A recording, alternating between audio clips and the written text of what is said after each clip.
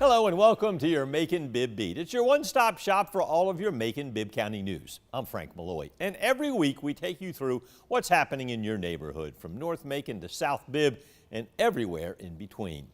We begin with Bibb County businesses talking about code enforcement moving in to clear out a homeless encampment on Riverside Drive. It happened earlier this month. Now, a county leader told us surrounding businesses had shared concerns about that lot. Olivia Dunn talked with two businesses about some of the problems they've been facing and what they hope happens to that space moving forward. It was very upsetting. Hazem Awauda is a manager at JJ's Fish and Chicken on Spring Street. From their front door, you can see the lot on Riverside Drive that was cleared last week by Bibb County Code Enforcement. Mercer University now owns the lot, which is the future site of their medical school. Awauda says the homeless encampment and the people who lived there were a regular problem for him and his store. I mean, it's very frustrating because every morning, they'll throw trash on the floor, they'll do this outside, so we'll have to clean it up, and then for the next day, them to just come and do it again. And then not only messing up outside, they'll come in and bother customers or mess with us, you know. Awauda says he's often given free food to people from the encampment. He says their plight makes him sad, but he still needs to prioritize his business. We try to help out as much as we can. Only have good intentions, but some of them you just can't help. Another business we spoke to today says it's the garbage that bothers her. She says she hopes Mercer's new medical school will eliminate that problem and bring more people through her doors. The slushies. Lisa Zadek is a cashier at a Texaco gas station on Spring Street, across from the lot. She says she knows some of the people who lived at the encampment, and they don't typically cause problems in her store. However, she worries that the garbage they leave would affect business. It's the amount of trash. The amount of trash that breeds cockroaches, rats, snakes, whatever else is hiding under all that debris. It's the trash. Looking to the future, Zadek says she's also excited that Mercer's medical school will help her store, but she says that won't happen unless the county keeps the area clear. When you can't get out of your car safely, walk from your car to the store to handle your business, you're not going to come here anymore. So it's got to be a safe environment. In Macon, Olivia Dunn, 13 WMAZ News. Macon-Bibb County bans camping and sleeping in public spaces. However, arrests have been rare. Most of the time, removals come before big events. In February, officials removed a homeless camp from the old Norfolk Southern building, so that building could be torn down. In March of 2024, deputies arrested a homeless man after clearing his camp along the Ocmulgee River in preparation for the Cherry Blossom Festival. The county says it does work with groups to connect people with shelter and services, only clearing out camps that pose safety risks. Heads up for Macon-Bibb homeowners. You could possibly see another drop in your property taxes. Macon-Bibb Mayor Lester Miller recommending a fifth straight tax cut, proposing another reduction in the county's millage rate. Next week, county commissioners are expected to vote on the mayor's proposal. The new rate is 9.575 mils, down over 3% from last year. Maggie Fitzgerald talked with the mayor about the proposal and what it could mean for homeowners. That new rate is down 0.325 mils from last year, meaning more money could stay in your pocket as a Macon-Bibb homeowner. Overall, it's a total reduction of more than 10 points since Mayor Miller first took office. Since 2021, the county has lowered the millage rate by 50%, a key factor being the other local options sales tax, or OLOST. It was first approved by voters in November 2021 to take effect in 2022, with the purpose to cut back on property taxes. The cost of everything's rising, cost of eggs, everything, Netflix, but we're getting a little bit of relief when it comes to the property tax. Ramon Armand has been a homeowner in Macon-Bibb for the last 5 years. He says he's happy to hear he could soon see a lower rate while the county continues investing in the community. This is the first time that I feel like I lived in a community versus just a neighborhood. It's been great to see the growth of Macon, including downtown Macon. The county is still able to boost funding for their public safety, technology, beautification, and recreation departments. For us, it's an easy choice, giving the money back to the people, let them spend it in the ways they see right to do. While shifting some of the tax burden to visitors and non-residents, Miller says the county will continue to grow its budget and maintain a balance through the sales tax. We do know that 70% of that income comes from outside of Macon-Bibb County. So why not take advantage of that in a positive way to help lower the taxes and still provide great services for our citizens? Now, Miller's proposal also comes as the Bibb County School District eyes a potential tax increase in their millage rate. The school board has a final public hearing set for Thursday. In Macon, Maggie Fitzgerald, 13 WMEZ News. Commissioners are set to vote on the mayor's proposal Tuesday, August 19th. A man was stabbed in South Macon. Deputies say it started with a fight on Teleplace off Howson Avenue. 61-year-old Dennis Coney allegedly stabbed a 33-year-old man. Coney was arrested and then booked for aggravated assault. The victim was taken to the hospital. If you know what may have led up to the fight and the stabbing, you're asked to call Macon Regional Crime Stoppers at 1-877-68-CRIME. Georgia's Attorney General says a Bibb County man was arrested and charged for trafficking a 15-year-old. 29-year-old Frank Boston is accused of selling the teen for sex out of multiple Macon hotels in 2022. He's charged with child molestation, 3 counts of sex trafficking, and rape. Attorney General Chris Carr recently added a new prosecutor and 2 new investigators in Macon.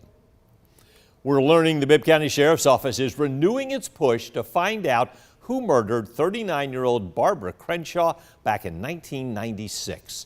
Crenshaw was found dead in the Etchicounty Creek. At the time, authorities ruled her death a homicide, saying she had a deep cut to the throat.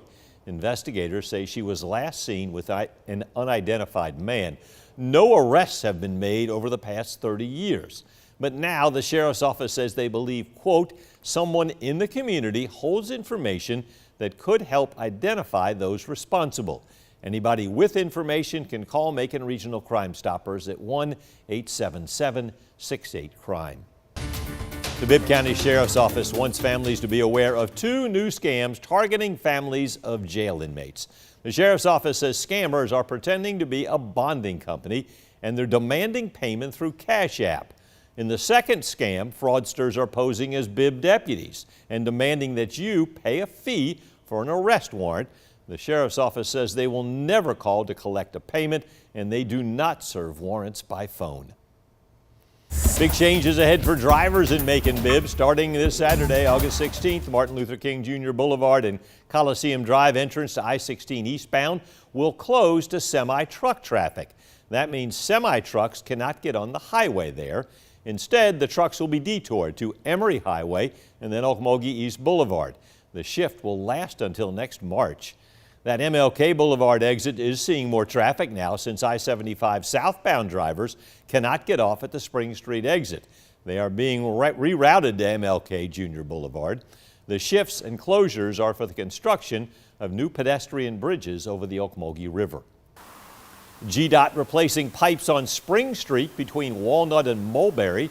Officials say 1 lane heading north into downtown and another southbound lane will stay open. Drivers are encouraged to slow down and make sure you keep an eye out for crews working on the road. That work is expected to last through the fall. Meanwhile, some good news along I-475. GDOT reopened inside lanes of the interstate by the Tucker Road Bridge. Crews closed the lanes last year while that bridge was under construction. They say they will start to shift back to normal traffic flow. However, drivers should still expect some delays on the bridge. Playground and exercise equipment and more coming to an East Macon park. Bibb County leaders say it is not just a park project, it's a plan to revitalize an entire neighborhood. Olivia Dunn talked with a mom who says her children are ready to play. LaJonda Cheney has lived in East Macon for about a year and a half and says her 3 daughters are very interested in what's going on right across the street. They was already excited. Mom, they're finna put up a new park and, you know, just very excited that a new park was getting built across the street. From Cheney's porch, you can see the beginnings of the new Fort Hill Community Park. This week, crews dropped off pallets of playground equipment, and on Tuesday, they began delivering machinery to break ground. She says it's all about her children's safety. They actually have somewhere to go play, somewhere to hang, instead of just walking around and trying to find stuff to do. When you're trying to find something to do, you can get in trouble with that. So, you know, I think it'll be a good thing. A full gamut of equipment. Commissioner Stanley Stewart says the upgrade to Fort Hill Community Park has been in the works since January. He says it's an investment of over $300,000, with funding coming from the city and outside sponsors like Cox Communications and AARP. East Macon is on the move. You know, it's on the move, and we want to make sure that we continue moving in this positive direction and make sure those ripple effects are felt across Macon, Georgia. Stewart says the park is more than slides and swings. He hopes that this will serve as a safe space for all in Fort Hill and says it will help lift up the whole neighborhood. We want to make sure that all of our citizens have a quality of life, and we raise the quality of life for all of our citizens, and therefore raise the quality of life for all of us across Macon completely. In Macon, Olivia Dunn, 13 WMAZ News. Stanley Stewart says he expects that project to be finished up in about a month. Leaders at Middle Georgia Regional Airport say they are ready to take on more passengers, and new funding will help them reach more Central Georgians who are ready to take flight. Olivia Dunn shares how airport leaders hope to move full speed ahead in their efforts to attract more foot traffic. I'm just outside the Middle Georgia Regional Airport, and Bibb County Commission voted Tuesday to hire a communications company to help market the airport. Now, airport leaders tell me that this is going to help bring more folks through the door and show all that Macon has to offer. Meanwhile, passengers today told me that this airport is a hidden gem. And I'm happy to be here. Teresa DePaul is from New York. She flew into the Middle Georgia Regional Airport Wednesday from Washington, D.C. to visit her son in Warner Robins. She says she's flown into MCN before and prefers it compared to Atlanta.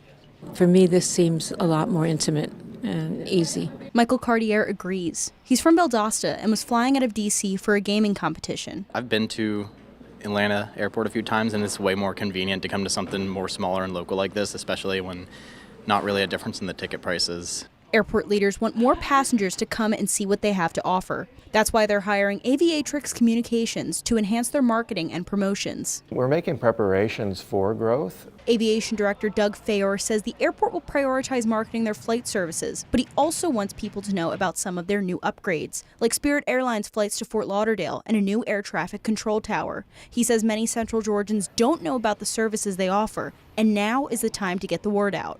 We have an airport, and we want people to know that they can use it and get to places that they want to go, and that's what we're trying to do. We're trying to get our message out. Fayor says he expects to see some of those new promotions in mid-September. In Macon, Olivia Dunn, 13 WMAZ News. Bibb County Commissioners approved $100,000 from their airport fund to help pay for the project. A proposed vape shop in Lizella has some folks asking questions. It is connected to a gas station convenience store. That store was approved just before zoning leaders decided to restrict the distance between fuel pumps and residential areas. Maggie Fitzgerald breaks down the details behind the project and shares why some neighbors still aren't happy. It's been more than 3 years since planning and zoning leaders approved this gas station and food mart before new rules made it harder to build gas stations in and around Macon-Bibb. Now, while they're not open just yet, neighbors are already pumping the brakes on what could be a new addition, also on this corner.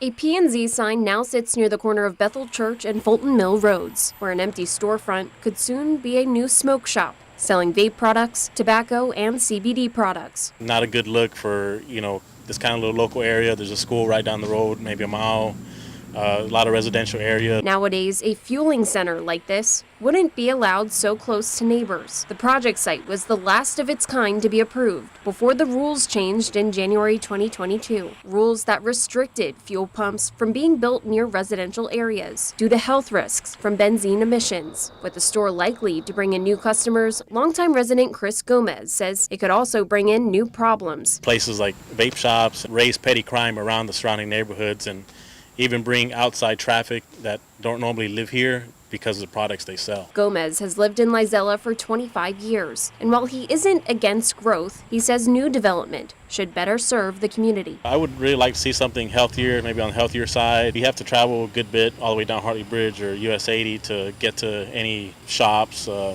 There's not really a lot of that going on around here. The project proposal will be presented to planning and zoning leaders next month. They say all are welcome to attend and speak at that hearing ahead of the commission's decision. In Macon, Maggie Fitzgerald, 13 WMAZ News. The hearing is September 8th at the Macon Mall. We did reach out to the team behind the vape shop proposal, but did not get a comment back.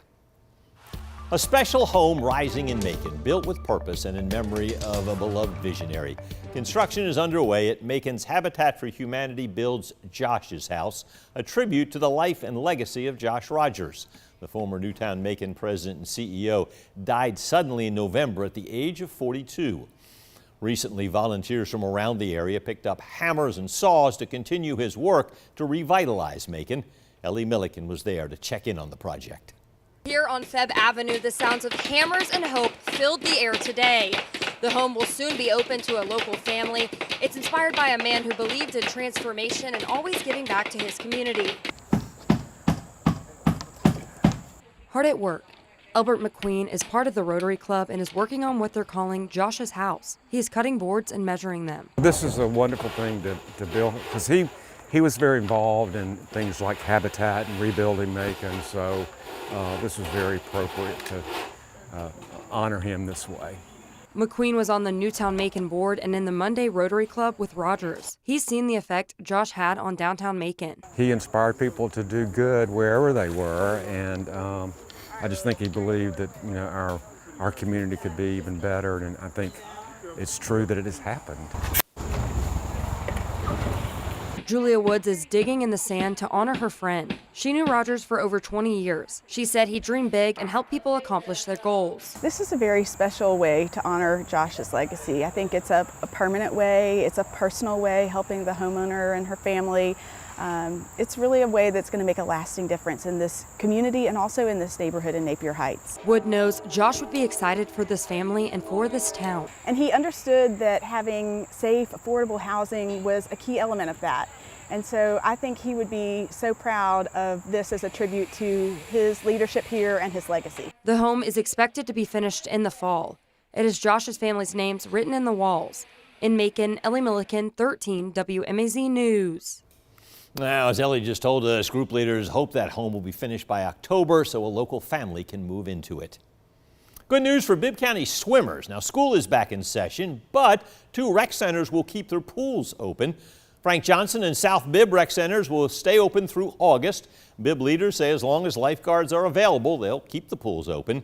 It's been an issue in the past with pools closing early or not opening at all. Both Frank Johnson and South Bibb will be open from 4 to 7, Tuesday through Fridays, and Saturdays from 10 until 3. They'll stay open through Saturday, August the 30th. The Black Business and Community Expo was the place to be recently. This year's theme, Together We Rise, where culture meets commerce. The free event was hosted by the Central Georgia Coalition of Black Businesses. There were vendors, local businesses, and the Georgia Coalition of Black Chambers presented a $100,000 check to the group. Founder Alex Abersham says it is part of their goal to elevate black-owned businesses all around Central Georgia. Let's grow locally. Let's do what we need to do to support our own community. So that's what we're trying to do. Although we got vendors from all over, but when we bring them to town, they pay taxes. So we're uplifting our rising tide raises the whole ship. Also, people in Central Georgia with an opportunity to learn about different faith traditions throughout the month of August. Centenary United Methodist Church and the Islamic Center put on an interfaith camp open to adults. People recently gathered at the Islamic Center of Macon with a speaker who answered questions about Islam. He covered topics like fasting and Ramadan, the 5 pillars of Islam, and Muslim involvement in the Macon community. Participants received a Quran, brochures, and pamphlets, and the night ended with prayer. The main reason for getting together here is to get to know each other, to build bridges, to get to know each other. We are sharing the similarities between all different faiths that we have, all the Abrahamic faiths and all that, so we can, learn about each other and develop a better community together. The next Interfaith Camp meeting is Wednesday, August 20th at High Street Unitarian Universalist Church. The winner of Macon Baking Week is no stranger to the top spot. For the 3rd year in a row, Layers took home first place. This year, their winning dish, a peaches and cream cake. Stephen Collins is the co-owner of Layers. He says the competition's a great way to boost business for restaurants during a normally slow time of year. Collins said the store is grateful to be recognized, especially when competing against such talented competition. We are in a town full of cooks and chefs who know what they're doing with their food, and so to be amongst them is really, really cool. And to be chosen to win, chosen by the folks who have tasted what they've gotten, that's an honor. It's just humbling. It's beyond words.